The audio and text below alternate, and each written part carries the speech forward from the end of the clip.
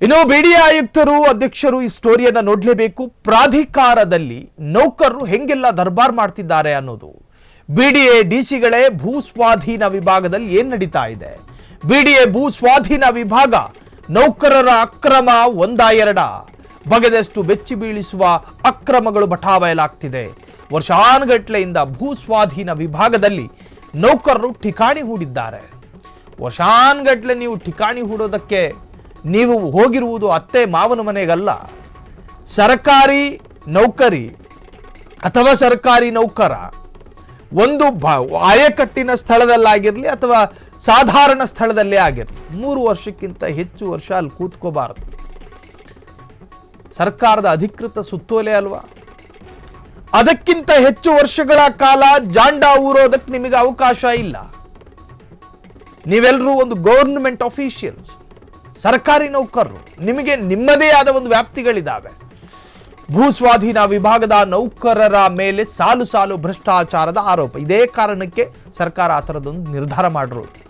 ಒಂದು ಜಾಗದಲ್ಲಿ ವರ್ಷಾನುಗಟ್ಟಲೆ ಕೂತ್ಕೊಂಡ್ರೆ ಆತ ಆ ಜಾಗದ ವಾತಾವರಣವನ್ನು ಅನುಕೂಲಕರವಾಗಿ ಮಾಡಿಕೊಳ್ತಾನೆ. ಆ ಭಾಗದ ಅಷ್ಟು ಜನರ ಮೇಲೆ ಪ್ರಭಾವ ಬೀರುವುದಕ್ಕೆ ಆತ ಶಕ್ತನಾಗಿ ಹೋಗ್ತಾನೆ. ಆತ ಪ್ರಾಮಾಣಿಕನಾಗಿದ್ರೂ ಕೂಡ ಭ್ರಷ್ಟಾಚಾರಿ ಆಗೋದಕ್ಕೆ ಕಾರಣ ಆಗುತ್ತೆ ಅನ್ನೋ ಕಾರಣಕ್ಕೋಸ್ಕರ ಒಂದು ಸ್ಥಳದಲ್ಲಿ ನಿಮ್ಮನ್ನು ಹೆಚ್ಚು ವರ್ಷಗಳ ಕಾಲ ಕೂರಿಸೋದಿಲ್ಲ. ಒಂದೇ ಜಾಗದಲ್ಲಿ ಠಿಕಾಣಿ ಹೂಡಿ ಕೋಟಿ ಕೋಟಿ ಅಕ್ರಮ ಸಂಪಾದನೆ. ಹಾಗಾದ್ರೆ ಭೂ ಸ್ವಾಧೀನ ವಿಭಾಗದಲ್ಲಿ ಠಿಕಾಣಿ ಹೂಡಿ ಅಕ್ರಮ ಮಾಡ್ತಿರೋದು ಯಾರು? ಪ್ರಶ್ನಾರ್ಥಕ ಚಿಹ್ನೆ. ಬಿಡಿಎ ನೌಕರರ ಬೃಹತ್ ಕಳ್ಳಾಟ ಬಟಾಬಯಲಾಗಿದೆ. ಬಿಡಿಎನಲ್ಲಿ ಸೂಪರಿಂಟೆಂಡೆಂಟ್ ಮಹೇಶ್ ದರ್ಬಾರ್ ಮಾಡ್ತಿದ್ದಾರಾ ಅನ್ನೋ ಪ್ರಶ್ನೆಗಳು ಕಾಡುತ್ತಿದೆ. ಸೂಪರಿಂಟೆಂಡೆಂಟ್ ಮಹೇಶ್ ದರ್ಬಾರ್ ಮಾಡ್ತಿದ್ದಾರಾ? ಪ್ರಾಧಿಕಾರದಲ್ಲಿ ಸೂಪರಿಂಟೆಂಡೆಂಟ್ ಮಹೇಶ್ದು ಆಡಿದ್ದೇ ಆಟ ಅಂದ್ರೆ ಅವರಿಗೆ ಯಾರು ಹೇಳೋರು ಕೇಳೋರು ಯಾರೂ ಇಲ್ವಾ ಅನ್ನೋ ಪ್ರಶ್ನೆಗಳು ಎದ್ದಿದ್ದಾವೆ. ದಶಕದಿಂದ ಮಹೇಶ್ ಬಿಡಿಎನಲ್ಲಿ ತಿಂದಿದ್ದೆಷ್ಟು ತೇಗಿದ್ದೆಷ್ಟು ಅನ್ನುವುದು ಕೂಡ ಈಗ ಚರ್ಚಿತಗೊಳ್ಳುತ್ತಿರುವಂತಹ ವಿಚಾರ. ಅಕ್ರಮ ಭೂ ಪರಿಹಾರ ವಿರುದ್ಧ ಮಹೇಶ್ ಮೇಲೆ ಹಲವು ಬಾರಿ ಎಫ್ಐಆರ್ ದಾಖಲಾಗಿದೆ. ಆದರೂ ಕೂಡ ಮನುಷ್ಯ ಬದಲಾಗ್ತಿಲ್ಲ. ಆದರೂ ಭೂ ಸ್ವಾಧೀನ ವಿಭಾಗದಿಂದ ವರ್ಗಾಯಿಸದ ಬಿಡಿಎ ಅಧಿಕಾರಿಗಳು ಬ್ರೋಕರ್ಗಳ ಜೊತೆ ಸೂಪರಿಂಟೆಂಡೆಂಟ್ ಮಹೇಶ್ ನಂಟಿಟ್ಕೊಂಡಿದ್ದಾರಾ? ದೊಡ್ಡ ದೊಡ್ಡ ಬ್ರೋಕರ್ಗಳ ಜೊತೆ ಡೀಲಿಂಗ್ ಮಾಡ್ತಿರೋ ಮಹೇಶ್ ಹಾಗಾದ್ರೆ ಆಗ್ತಿರೋದೇನು? ಎಸ್, ಹಾಗಾದ್ರೆ ಈ ಸ್ಟೋರಿಗೆ ಸಂಬಂಧಪಟ್ಟ ಹಾಗೆ ಮತ್ತಷ್ಟು ಅಪ್ಡೇಟ್ಸ್ಗಳನ್ನು ನಾವು ಪಡೆದುಕೊಳ್ಳುವುದಾದ್ರೆ, ಬಿಡಿಎ ಸೂಪರಿಂಟೆಂಡೆಂಟ್ ಮಹೇಶ್ ಬೆನ್ನಿಗೆ ನಿಂತಿರೋದು ಯಾರು? ಬಿಡಿಎ ಸೂಪರಿಂಟೆಂಡೆಂಟ್ ಮಹೇಶ್ ಬೆನ್ನಿಗೆ ನಿಂತಿರೋದು ಯಾರು?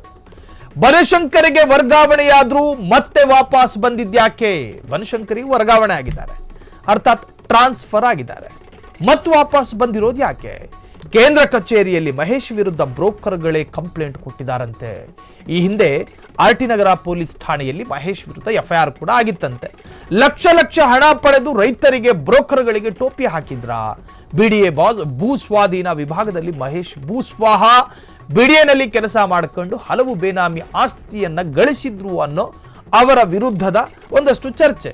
ಅರ್ಕಾವತಿ ಲೇಔಟ್ನಲ್ಲಿ 16 ಸೈಟ್ ಪಡೆದಿರೋ ಆರೋಪ, ಕೆಂಪೇಗೌಡ ಬಡಾವಣೆಯಲ್ಲಿ ಬೇನಾಮಿ ಸೈಟ್ ಸಂಪಾದನೆ, ರೈತರ ಬಳಿ ಹಣದ ಬದಲು ಜಮೀನು ಪಡೆದಿರುವ ಆರೋಪ, ಅರ್ಥಾತ್ ಕಿಕ್ ಬ್ಯಾಕ್ ರೂಪದಲ್ಲಿ ನಾನೊಂದು ಕೊಡ್ತೀನಿ ನೀನೊಂದು ಕೊಡು, ಇದನ್ನು ಕಿಕ್ ಬ್ಯಾಕ್ ಎಂದು ಹೇಳ್ತಾರೆ.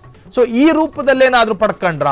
ಕೆಂಗೇರಿ ನಾಗರಭಾವಿ ಬಳಿ ಸೈಟ್ ಸಂಪಾದನೆ ಆರೋಪ, 2 ದಶಕದಿಂದ ಕೋಟ್ಯಾಂತರ ಹಣ ಸಂಪಾದನೆ ಮಾಡಿರುವ ಭ್ರಷ್ಟ ಮಹೇಶ್ ಎಂದು ಒಂದಷ್ಟು ಜನ ಅಧಿಕಾರಿ ವಲಯಗಳಲ್ಲಿ ಆರೋಪವನ್ನು ಮಾಡ್ತಾರೆ. ಈ ಹಿಂದಿನ ಕಮಿಷನರ್ ಮಹದೇವ್ ಕಾಲಾವಧಿಯಲ್ಲೂ ಕೂಡ, ಅವರ ಆಡಳಿತಾವಧಿಯಲ್ಲೂ ಕೂಡ ಮಹೇಶ್ ವರ್ಗಾವಣೆಯಾಗಿದ್ರು.